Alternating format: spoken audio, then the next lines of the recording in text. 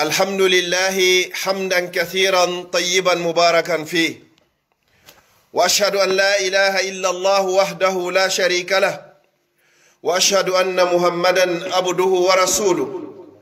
وصفيه من خلقه وحبيبه، بلغ الرسالة وأدى الأمانة ونصح الأمة وكشف الله به الغمة وجاهد في الله حق جهاده حتى أتاه اليقين. اللهم صل وسلم وزد وبارك عليه وعلى آله وأصحابه وأتباعه وأحبابه وعلى كل من اهتدى بهدي واستنى بسنته إلى يوم الدين. أما بعد، فيا أحباب رسول الله صلى الله عليه وسلم، تبتم جميعا وتاب منساكم وتبواتم جميعا من الجنة منزلا. فالله جل وعلا أسأل بأسمائه الحسنى وصفاته العلى الذي جمعني مع حضراتكم في بيت من بيوته في هذه الدنيا الفانية التي لا تساوي عند الله جناح بعوضة، أن يجمعنا دائما على طاعته وفي الآخرة مع خير خلقه، إنه ولي ذلك والقادر عليه. أيها الأحبة، كان الحبيب المصطفى صلوات الله وسلامه عليه جالسا يوما مع أصحابه الكرام رضوان الله عليهم أجمعين، فقال الحبيب المصطفى صلى الله عليه وسلم: ألا أدلكم، بمعنى هل أدلكم، ألا أدلكم على ما يمحو الله به الخطايا ويرفع به الدرجات. ألا أدلكم على ما يمحو الله به الخطايا والذنوب والمعاصي والسيئات، ثم بعد ذلك يرفع لكم الدرجات. فقال الصحابة رضوان الله عليهم: كلا وألف كلا، بلى يا رسول الله، بمعنى أخبرنا، بمعنى نسألك أن تدلنا على ما يمحو الله به الخطايا ويرفع بها الدرجات. فقال الحبيب صلوات الله وسلامه عليه: ثلاثة أشياء سهل جدا فعلها. أولا، إسباغ الوضوء على المكاره. ثانيا، وانتظار وكثرة الخطى إلى المساجد. وثالثا، انتظار الصلاة بعد الصلاة، أو كما قال عليه الصلاة والسلام. musidɓe julɓe tedduɓe, ɓaawo en yettude o bajjo seniiɗo wawɗo mo ronkata ɗum ko o wiyeteeɗo Allah. O tagi en, o landaaki en si o tagi en, o ñammina en kadi hara o landaaki en joddi, o yarna en hara hay hunde kadi en yoɓaari mo, finen bimbi foofen, finiten e ɓeyguureeji meɗen, waɗa piiji maɗin fop, ronkamo wiide Allah a jarama hatta o ɓeydanama kadi ka fana. jonga bimbi yeddamo ha kikiɗe, landoɗamo goɗɗum kadi o jonnama ko oɗo wiyete Allah. yeddamo jemma, waloɗa o okkama ɗaygol ɗanoɗa kadi, fina bimbi kadi a innata Allah a jarama hatta kadi si weyti bimbi o okkoroma ñama. ko oɗo wiyete Allah laysa ka mislihi shay, sifa Allah ala. oɗo Allah jo moƴƴo, o wa'awa bani adam. oɗo hino wela mo jiyaɓe makko tuubay ɓe ruttoɓen ka makko. si jeyaɗo innimo ya rab, hara ko won neɗɗo julɗo o inna labbayka ya abdi, min wotike makko ayo jiyaɗo am. si tawi neɗɗo yedduɗo mo, yeddimo ha hatti ka yeddeteɗon fof, o noddimo inni ya rab, ko ayo joomi am. ko honnu Allah inatamo labbayka labbayka ya abdi, mi notike makko ayyo jiyaɗo am. Allah inay kum maccukun an ɗo o yeddilan ɗi duuɓi ɗo fop, kono o andi jakahimo mari jeyɗo, o yiltike ka makko. Allah jaɓamo tuubu biye ko tuubi ko. yewtere anden ko nde yiiloto koye makko nelaɗo sallallahu alayhi wa sallam. ñande goo nelaɗo hiɓe tolodi e sahabaɓe makko ɓen ridwanullahi alayhi. nelaɗo landi landal, ɓe landi ngal fi yetagol sahabaɓe ɓen. ɓe maki honnum ene on accata mi yeeto on ko montata bakkatuji moɗon ko montata goopi moɗon ko montata geddi kala ko waɗɗon ɓaawo ɗum ɗo fof Allah ɓantana on darjaji ka makko kadi si ɗum ɗo wolama mo be tigi tigi on ɓannaynoru ɗum moƴƴa ko yafotoma bakkatuma goopima janima e tosokima fof ko waɗuɗa sahabaɓe ini nelaɗo men torikema yeeto men ko honnu montata bakkatuji amen ɓantana men darjaji kadi ka allahu subhanahu wa taala nelaɗo sallallahu alayhi wa sallam ɓe maaki nde ñande piiji tati pet kono ko welɗi wadde wonande mo allah on newnani o andi musidɓe julɓe tedduɓe gonga ko mi nani goɗɗo wiya ɗo joni juulugol o heɓi valeur kono ɗum ɗo e wa'irde ni sinamo allah yiɗi newnanta ɗum ɗo wallahi summa wallahi nde allah newnanma waɗɗa dewal wo andu allah no yiɗuma allah puusata naɓa ka moƴƴi ton fiyo moƴƴere waɗe sina yimɓe makko ɓe o yiɗi ɓen no woodi e hadis mana hadis on ka nelaɗo maaki inna allaha yu'ti dunya liman yuhibbu wa man la yuhibbu wala yu'ti dina illa liman ahabba allah no jonna o aduna mbeleɗi aduna gurda welɗam neɗɗo mo yiɗi e neɗɗo mo yiɗa kono o ƴettata iman on dina l'islam o jonna neɗɗo sinamo neɗɗo mo yiɗi wo kala mo jonni ɗum ɗo yo ando yiɗimo yo allah waɗi en ɓe allah yiɗi joni noon piiji tati ko nelaɗo sallah sallam maaki kon montante bakkatuji maɗi ɓantanama darjaji ɗin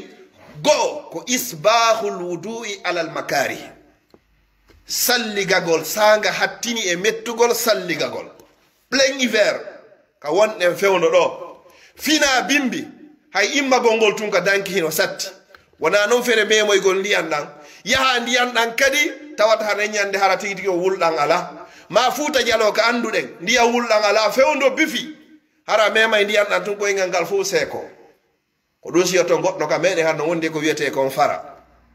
sabu memugol ndiyan ɗan yo allah yaafo mawɓe men ɓen ɗum hattaɓe salligoɓe seeno ka juulirde wo isbaul wudu'i alal makari salligagol ka ɓuri hattude e mettugol ɗon timmina salligi on wo ko ɗum woni go'o ko montata bakkatu goɗɗo ɓantanamo darja fi on ɗum ɓurna ɗon ɓe maaki si goɗɗo o salligike juuɗe ɗen o lootiɗe toɓɓere ndiyan sakkitoto nde yande nden ko nden ɗon yanitata e bakkatu sakkitiɗo ko juuɗe waɗi kon si o looti hunduko kon kala ko o wowli kala ko o ñoyi kala ko o feni bakkatu ko hunduko kon faggiti kon fop allah subhanahu wa taala naɓide ɗum ɗon e ndiyan ko lootiri hunduko kon ko noon si o wari ka kinal ko noon si o looti yeeso ngo e si o jooɗi looti juuɗe ɗen e si o looti koyɗe ɗen kala ka ɗe yahuno hara hanaka yaheede allah subhanahu wa taala montanaymo bakkatuji makko ɗin ɓantanamo darja nelaɗo sallallah alih w sallam ɓe maaki wala yuhafisu ala lwudu'i illa mu'min neɗɗo mo yiyata hino wonda e salligi sono be sono wo on ko aaden gomɗinɗo sabuna we laafi ari e riwayaji wondema nelaɗo sallallahu alayhi wa sallam ɓe juuliraari waɓutu gooto ɓe juuliraari afwan salligi gooto waɓutuji ɗiɗi siwonande wotere e nder gurdam maɓɓe ko ni gooto e fillotoɓe woni ko fillori ɓe juuliraari salligi gooto waɓutuji ɗiɗi sinande wotere e nder gurdam maɓɓe hakke ko ɓe yiɗuno ɗuɗɗingol salligagol kon wa qad ghafara allahu lahu ma taqaddama min zambihi wa ma ta'akhkhar ɗum ɗo fowɗe ɓe mara bakkatu na ko janɗi na ko fanni allah no yaafiɓe ɓe fof si tawi noon nelaɗo sallallah alih sallam maaki isbahul wudu'i alal makari hebbingol salligagol ngol sanga metti e salligagol yaafoto bakkatuji goɗɗo tere leeteten ɗen fof tere ɗe looteten ɗen fop majje neyiɗen salligo ko ɗen tere ɗon woni ko faggito to bakkatu juuɗe ɗen ɗe salminayi kadi duwaka salminde hunduko kon ko wowlay ko ño'ay ko fenayi ko haasodo ɗum ɗon loote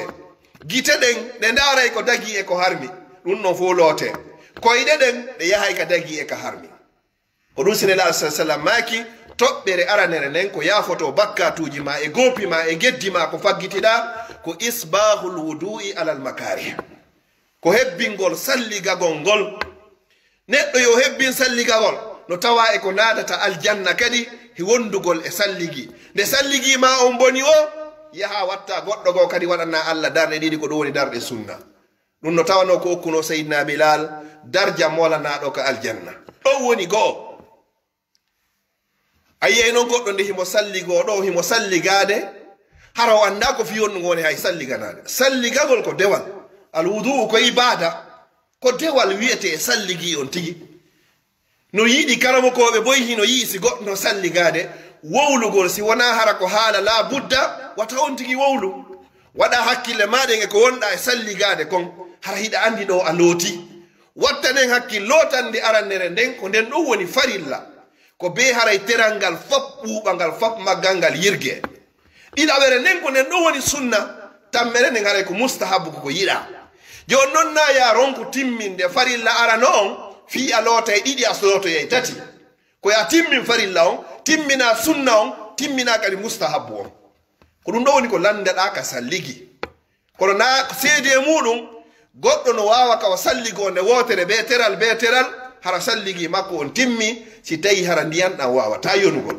ko ɗum holli lotande aranere nden ko nden ɗon woni ko farilla ko ya fiɓu anniye kadi ko dewal wonɗa e wadde salligi on e julde nden e ƴettugol dewal ngal hino wayi wasi goɗɗo falama noddugol ɗo ka meɗen koddu lagine on ko 224 sa etiki ha waɗi 223 ma 225 ko neɓuɗa ɗo wo pellet an emo lagine on wata humpodirde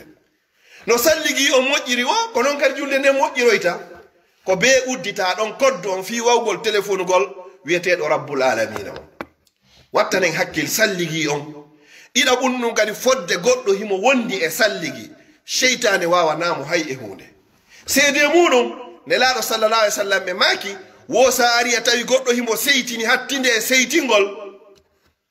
wo ko ya innumo yo jooɗo so jooɗike tun cheytane on ɗuytoto e makko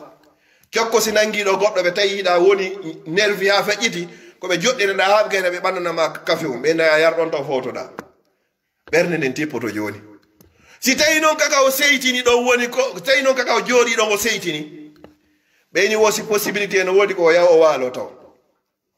si tawi noon kaka o waali ɗon woni ko o seytini ɓeyni ko yo yahu salligo ko fi honno o salliganto musidɓe julɓe tedduɓe ko cheytane woni e makko cheytane ko tagaɗo e yiite ala ko ɗanninta yiite si wona ndiyam a memay ndiyam ɗan tun cheytanere ndunduɗano a wonda e laaɓal ngal tun cheytanere ndundu watama so winsinde ndu pottoto kisandu yaha ko ɗum no fuɗɗira noddinirede ma fuɗɗa darnede cheytane haray o hucciti par ce que inde Allah wowlama e o salligi mo yiyete mo yawitiɗen ne laaɗo sallallahu alayhi wa sallam ɓe maaki kala salligiɗo ha o gayni salligade o jangi du'a jangeteɗo on ashhadu an la ilaha illa allah wahdahu la sharika lah wa ashhadu anna muhammadan abduhu wa rasuluh allahumma ij'alni min at-tawwabin waj'alni min al-mutatahhirin wa fi riwaya waj'alni min ibadika as-salihin waj'alni min warasati jannati an-na'im janga o du'a ɗo ha o yaltoya ko honnum ɓurnaɗo on ɓe maaki wo Allah udditante dambuɗe aljanna ɗen ɗe fop majje jeetati sabu simple duwa mo janguɗa ɗo gasa woɓɓe salligoto hay jangata o duwa ɗo perda nde moƴƴere ɗo sabu hawjugol jabagol téléphone o gayni bonnude programme ji meɗen ɗin fiwata heɓu moƴƴere simple ko salligiɗa no woduno moƴƴuɓe salafu salih ridwanullahi alayhim fi heɓugol nde moƴƴere ɗo yo Allah udditade dambuɗe aljanna ɗen jeetat ɗe fop majje salligi on bonay tumɓe yaaɓe salligo hande kadi ɓe janga duwa on ɓe ina alhamdulillah mi yetti Allah hande kadi o newnanilam mi waɗi gollal dambuɗe aljanna ɗen udditanamalan hande hay si tawi ko ngal ɗo tun hande ara ñalla ngal bonirarilan yo Allah hokku en aljanna ɗiɗa ɓunkun e ko yaafoto bakkatuji goɗɗo ɓantanamo darjaji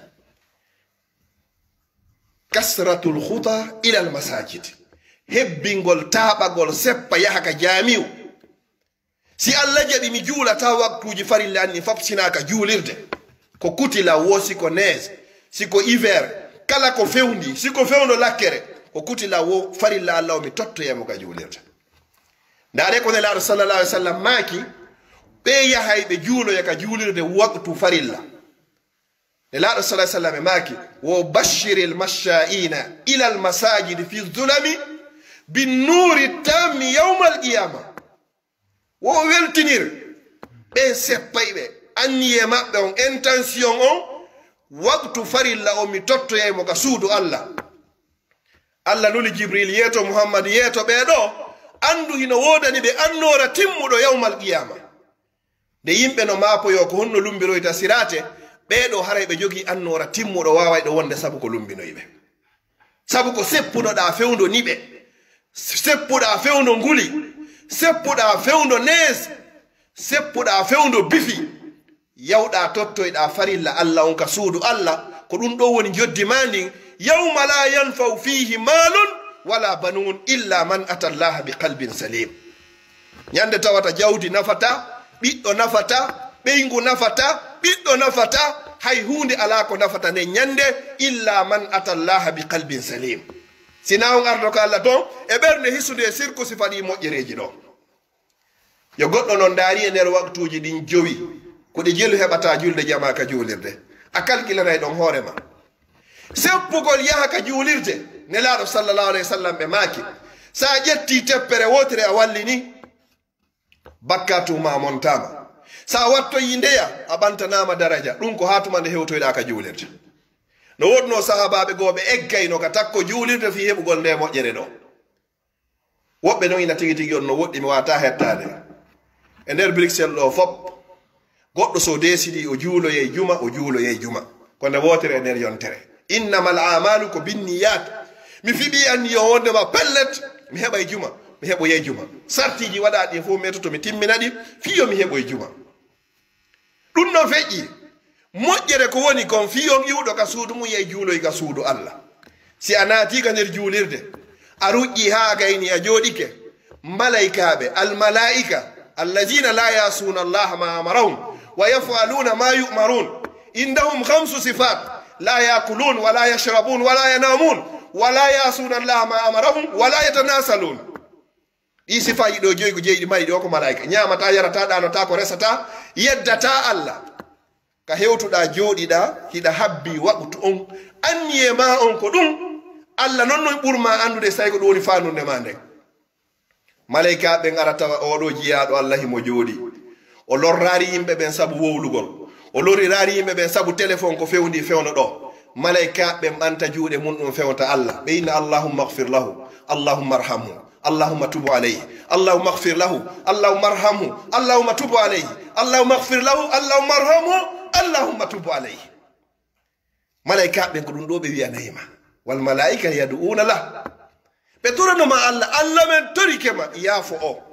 Allah men torikema yurme o Allah men torikema tabinti o jaɓan o ko tori makon dandumo ko o mooli makon okkumo ko o faala kon dandamo ko huli kon himo faala aljanna Allah men torikema okkumo Allah o jiyaɗo ma himo huli yiite himo mooli Allah men torikema dandumo musidɓe julɓe tedduɓe sa heɓi ɗum noon haysi ko nde wotere nder ñalla kono goɗɗo naatay ɗo ko yo habbo haw anda ɗo imam on hewtika naata waɗa paren o naata assalamu aleykum o yimmoda e tapi hinko hande kay poren o yalti hara so yalti ko fi téléphone on ko wowlugol e téléphone wabi rabbil kaaba 90% ko yo ñe'u goɗɗo ma hara ko bakkato windante o wi ka o windante ga moƴƴereji o montane bakkato wa akhiran wa thalis wantizaru salati ba'da salah fadhalikum ribat tammun kum e ko montata bakkatuji goɗɗo habbitagol waqtu juula waqtu habbo waqtu karamo ko ɓen ɗon yehi konnguri ɗiɗi habbagol waqtungol hiɗa wawi arde law ado leer on a habbike waqtu ma salmina waqtu on ha gayna habbitoɗa oya ɗon kadi a habbike waqtu masala mi wata salminde joni fana mi habboɗo ha alansara kono noon fana on fenɗo ko 14 miɗo wawi arde 13 e nder leere goto malaika no du'anadema e nder leere goto hiɗa montanede bakkatu neññande hara ñallal ngal yoni musidɗo ma ɗum ƴetten hakkude futuro e geeƴe ka ɓuri e raɓɓiɗude leere goto ma leere goto e feccere hara e geeƴe hewti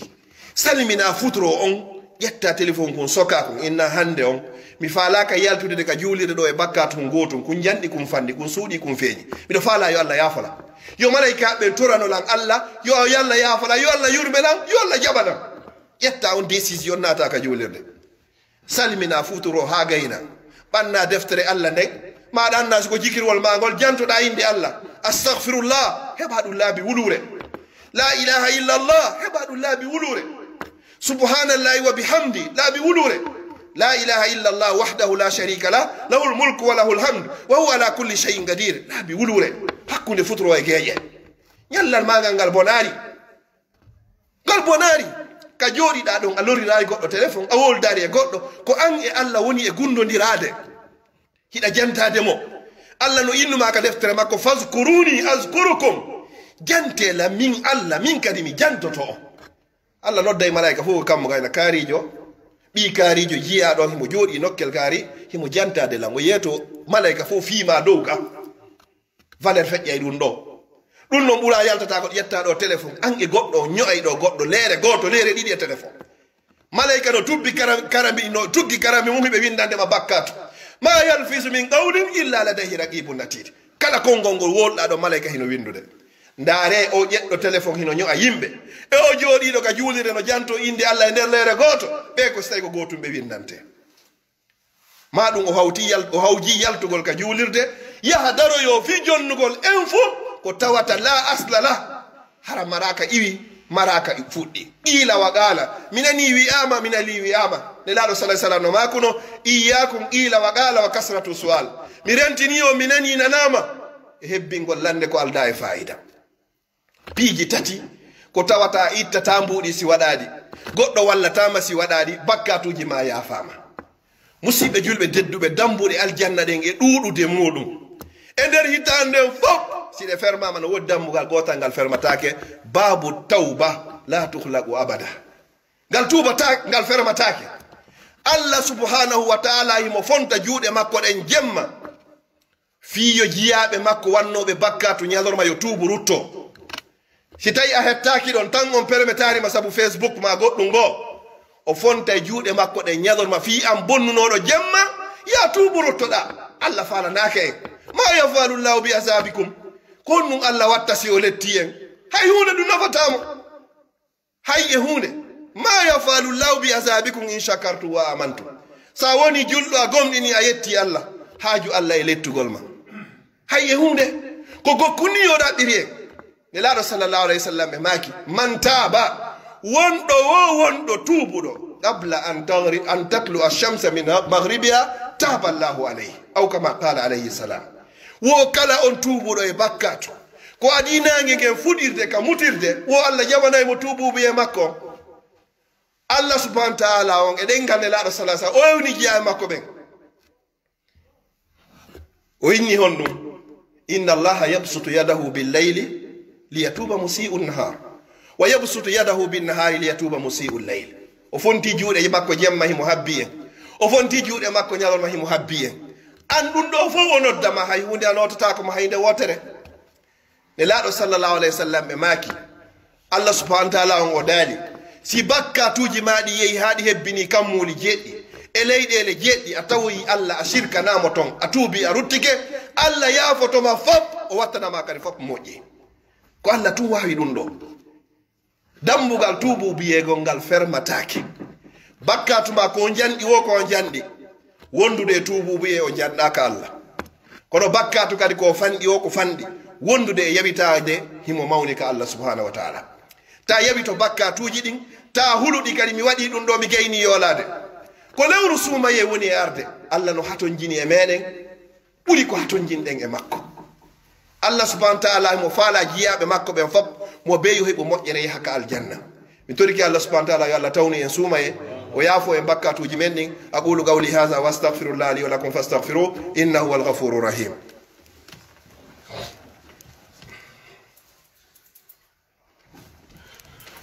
alhamdulillahi wa kafa summa salatu wassalamu ala man la nabiyya ba'da amma ba'd musidɓe julɓe tedduɓe suumaye hewti en luttiraɗo ɓuri balɗe seeɗa no gasa balɗe sappo ɓe Allah tawni yo Allah tawne ko an yo musidɗo faggitiɗo bakkatu saabu jeeno faggitiɗo bakkatu saabu moragol bees ma rasta ko nante tay ɗiɗo musidɗo ƴagganɗo mawɓe muɗum musidɗo taƴuɗo enɗan musidɗo yeeyuɗo dorobo yeeyi ko harmi waɗi kala noneji bakkatuji ɗin fap allah nodduma o inni ya ibadi allazina asrafu ala anfusihim kono yo jiyaɓe an fantimɓe na dey waɗuɓe bakkatu ko waɗi ha feƴƴintini yawti kerol ngol few o inni wola tagnatu min rahmatillah ko satti wowo taw taƴode yurmede allah nden inna allaha no jomiraɗo o wiyeteɗo allah yahfiru zunuba jamia innahu huwa alghafuru rahim o yaafoto bakkatuji ɗin ɗi fap majji no ɗi waɗi woni o wayi o addani e yeeso woyni wanibu joni noon o toriki en o jeeji en yen rutto ka makko wanibu ila rabbikum wa aslimu lahu jebbilano ɗonmo inna mi wattatami bonni allah mi torikema accana mi fillottako wa bi rabbil kaaba allah on yaafotoma mi toriki allah subhanahu wa taala yo allah on yaafo en allahuma la tufarrig hadha aljam illa bi zambi maghfur wa sa'yin mashkur wa amali mutakabbalin mabrur allahuma ij'al jam'ana hadha jam'an marhuma wa tafarruqana min ba'di tafarruqan ma'suma allahuma la taj'al fina wala ma'na wala min baynina shaqiyya wala matruda bi rahmatika ya arhamar rahimin اللهم بلغنا رمضان اللهم بلغنا رمضان اللهم بلغنا رمضان بفضلك وجودك وكرمك يا اكرم الاكرمين وصلى الله وسلم على نبينا محمد وعلى اله وصحبه وسلم تسليما كثيرا واخر دعوانا الحمد لله رب العالمين واقم الصلاه